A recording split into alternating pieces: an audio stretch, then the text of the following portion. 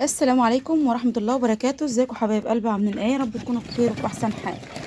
جايلكم فيديو جديد النهارده، يا رب الفيديو ينال اعجابكم. بالله عليكم حبايب قلبي اللي ما اشتركش في القناه يشترك ويفعل زر الجرس على الكل عشان يوصلكم كل جديد من قناه ام ليلى. قبل ما ندخل في محتوى الفيديو بتاعنا، يا ريت نسمي بالله ونصلي على الرسول. بسم الله الرحمن الرحيم. اللهم صل وسلم وبارك على محمد عليه افضل الصلاه والسلام، حبيبنا ونبينا وشفيعنا يوم الدين محمد صلى الله عليه وسلم.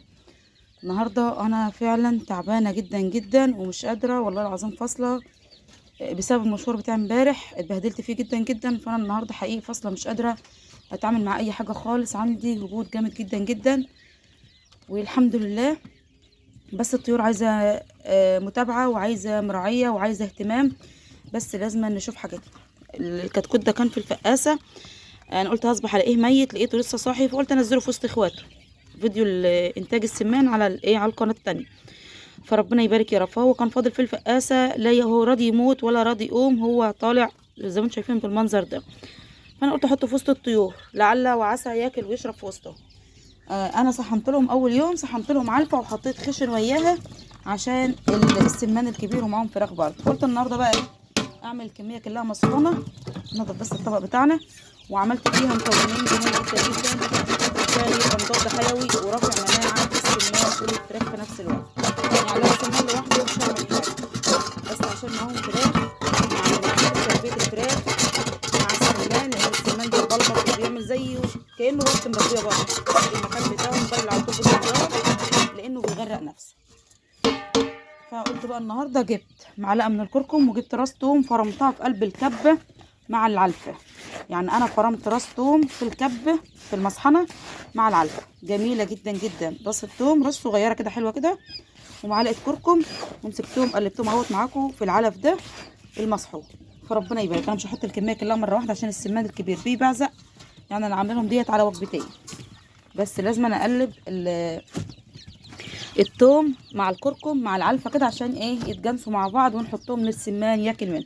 ربنا يبارك يا رب. انا بقيت خايفه على السمان الصغير وبتقول ده هيصبح ميت. بسم الله ما شاء الله متعايشين مع بعض، هم ايه بيدوسوا عليهم بس يومين ثلاثه بس على ما ايه يجمدوا كده، وهتلاقوهم امورهم تمام مع بعض، مش اي مشكله. اهم بيدخلوا مع بعض على العلف اهو، وفي اصلا 10 سمانات اكبر منهم بيومين اهو برضه متعايشين وياهم وامورهم تمام جدا جدا، مفيش اي مشكله. لان انا ما عنديش مكان دلوقتي، اللمبات كلها جت اتحرقت مره واحده، وفي عايزه صيانه في الكهرباء.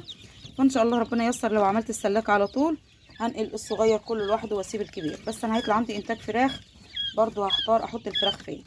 فبقول ايه، لو ربنا سهل وظبطوا مع بعض هنا تمام مفيش اي مشكله.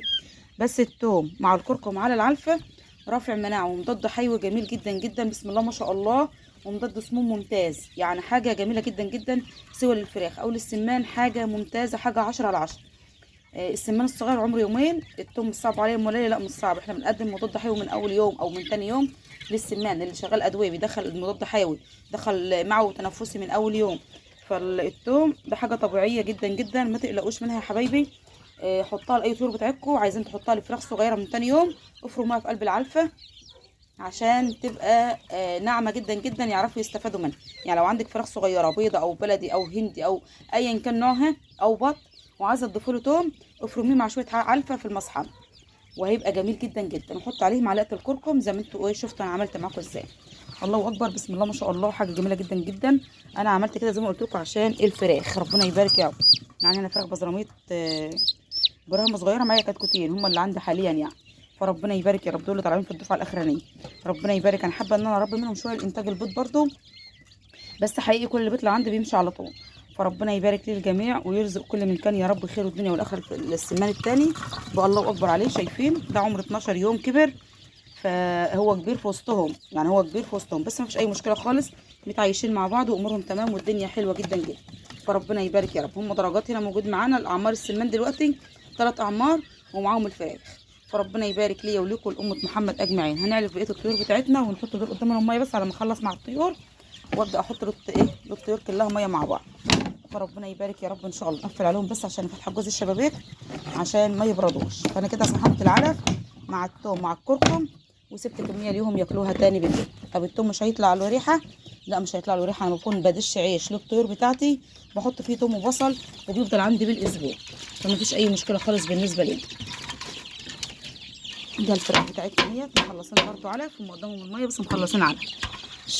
دول بقى مش عارفه مزاجهم وحش بقالهم كام يوم من ساعه ما الكهرباء قطعت مره واتنين، من ساعه ما الكهرباء باظت وقطعت مره واتنين، فمزاجهم وحش جدا جدا يعني، هبطانين قوي زياده عن اللزوم. هم الحمد لله لا في اسهالات ولا في طشمه ولا في اي مشكله، بس مزاجهم وحش، هبطانين هبطانين جدا جدا. بس ان شاء الله الدنيا تظبط معاهم. هما دفتين مع بعض اللي اتبهدلوا، والدفعه الصغيره اتبهدلت لان الكبير بيدوس عليهم، فهم اتبهدلوا بسبب كده. بس ان شاء الله نظبط لهم الدنيا ونشوف لهم مكان. هم لو نزلوا على الارض هيحلوا يعني، هم لو نزلوا على الارض وفي مكان لهم على الارض هيبقوا احلى واحلى بكتير. فحاول انا بقدر الامكان ان انا لو هشيل البط اللي مع الفراخ الصغيره اللي هناك وانزل الفراخ الشارده شويه ديت انزلها على الارض، واحاول اظبط الدنيا عشان الفراخ فعلا عايزه تنزل على الارض. انزل حتى الكبير شويه، الاعمار اللي هي الكبيره دهيت همسكه بس اوريك كده. العمر الكبير ده لما ينزل على الارض يبقى حلو جدا جدا، واوسع للصغير. فان شاء الله احاول اظبط الدنيا كده واحاول اظبط الامور، فربنا ييسر يا رب ان شاء الله. المكان اللي كان فيه الفراخ اللي انا خرجتها في الدوار كاتمه جدا جدا، ما ينفعش في اي طيور يعني، ممكن احط فيه بط بس، اكتر من كده ما ينفعش احط فيه طيور او هربي فيه حمام او كده، لان لو حطيت فيه سمان الفيران بتهجم في المكان ده بطريقه صعبه جدا جدا وبياكلوا السمان. فحاولوا ان شاء الله اشوف لهم مكان واظبط الدنيا كده ان شاء الله، لان الشتاء داخل علينا فعايزين نظبط الدنيا للطيور بتاعتنا. هنا السقايه نعلف دول بقى، وبكترش لهم علف عشان ما يبعزقوش وعشان ما يعملوش عليه حمام. الفرشه بتاعتهم ناشفه يا حبايبي، شايفين الفرشه ناشفه تماما اهي، مفيش فيها اي مشكله يعني الحمد لله، لا في اسهال ولا في برد ولا في اي حاجه، الدنيا تمام عندهم جدا جدا، مش فيهم اي مشكله. فربنا يبارك. في حد دخل قال لي انا مربي فراخ وبشرت بالبيض، وايه سبب بهتان العرف؟ انا مش عارفه هو سالني السؤال ده على القناه دي او على القناه الثانيه، بس لو متابعنا على جزء القنوات هيسمعني. سبب بهتان العرف دي بدايه فيروس، ده بدايه فيروس، الحق بسرعه حط شطه على العلف. لو انت شغال ادويه بسرعه هات مضاد سموم ورافع مناعه عالي جدا جدا، اهم شيء رافع المناعه، يكون حاجه كويسه وحاجه نظيفه. ما انت شغال ادويه او ما انت شغاله ادويه وشغاله اعشاب، حطي شطه وكركم في الميه وحطي شطه على العلف، اعملي فروم توم وبصل. يا جماعه الحاجات دي جميله جدا جدا، الشطه اول قاتل للبكتيريا، مفيد جدا جدا. اللي بيخاف من الشطه حط شطه كل يوم لحد ما العرف بتاع الفرخه يرجع معاكي طبيعي جدا جدا، او يرجع معاك طبيعي جدا جدا. لان بهتان العرف ده للفراخ اللي بتبيض ده دخول فيروس يعني واضح مليون المية ان ده فيروس، لان الفرخ او الكتكوت او اي نوع طيور ايا كان عمرها، بهتان العرف ده ابتداء فيروس داخل على الطيور. فربنا يسترها يا رب مع الجميع، وما يضرش اي حد لا في طيوره ولا في اي حاجه يا رب، اللهم امين اللهم امين. ربنا يعافينا جميعا يا رب ان شاء الله. حبيت اشارككم الفيديو بتاع النهارده واوريكم انا عملت ايه للسمان بتاع النهارده من تاني يوم الصغيرين. يعني انا بدات مع الصغيرين من تاني يوم، مع فص الثوم او راس الثوم مع معلقه الكركم، وبسم الله ما شاء الله هاجمين على العلف وبياكلوا وبيشربوا امورهم تمام. هم دول عشان فتحت عليهم السلاكه شويه، فحاطه لمبه 100 والسلاكه كبيره فتلاقيهم يتجمعوا تحت اللمبه. بس بسم الله ما شاء الله الثوم جميل جدا جدا للطيور يا حبايب قلبي. في اللي بياكل اهوت وفي اللي نايم تحت اللمبه، يعني شوفوا كنت قد ايه واقف في وسطه. ربنا يبارك يا رب ان شاء الله ويرزق كل من كان. الوانات السمان ده هي جميله جدا جدا، ربنا يبارك يا رب. بسم الله ما شاء الله حاجه في منتهى الجمال وفي منتهى الحلاوه. ربنا يرزقنا جميعا خير الدنيا والاخره يا رب ان شاء الله. استنوني فيديو جديد واشوفكم على خير، والسلام عليكم ورحمه الله وبركاته.